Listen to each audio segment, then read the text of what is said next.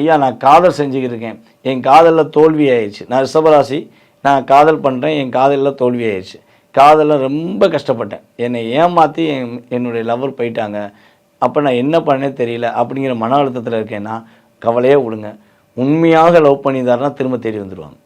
உண்மையாக 100% லவ் பண்ணி தான் திரும்பி வந்துடுவாங்க. ஸோ அப்படி லவ் பண்ணாத போலியான நபராக இருந்தால் திரும்பி கூட பார்க்க மாட்டாங்க. அவங்க திரும்பி பார்த்தாலும் நீங்கள் பார்க்காதீங்க.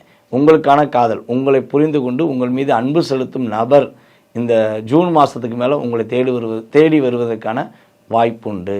அதேபோல் நம்மளுடைய சிவராசிக்காரங்களில் யாரெல்லாம் குழந்தை பாக்கியத்துக்காக காத்திருக்கிறீர்களோ உறுதியாக குழந்தை பாக்கியம் கிடைப்பதற்கான பாக்கியம் இருக்குது.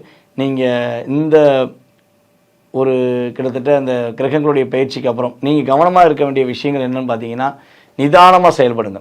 யாராவது உங்களை உசுப்பேற்றி விட்டு நீ அதை பண்ணிடு இதை பண்ணிடு உனக்கு அவ்வளோ லாபம் வந்துடும் இவ்வளோ லாபம் வந்துடும் சொல்லி சொன்னாங்கன்னா கண்டுக்கிறாங்க. ஏன்னா நீங்கள் அதை மைண்டுக்குள்ளே கொண்டு போயிட்டீங்கன்னா உங்களுடைய பொருளாதார விஷயங்களை லாக் பண்ணிட்டு போயிடுவாங்க, ஏமாற்றிட்டு போயிடுவாங்க. ஏன்னா சனி பகவான் உங்களுடைய ராசியை பார்க்காரு. அப்போ ஒரு நிதானம் தேவை, பொறுமை தேவை.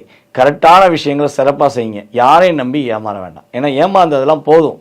ஏமாந்து எப்படா எனக்கு நல்லது நடக்கும்ங்கிற ஏக்கம் வந்துருச்சு பார்த்தீங்களா. நல்லது நடக்க போகிற விஷயங்களையும் காலகட்டங்களையும் ஏமாந்துடக்கூடாது. ஸோ அதனால் ஏமாற்றம் இல்லாத வாழ்க்கை இனிமேல் நடக்க போகுது.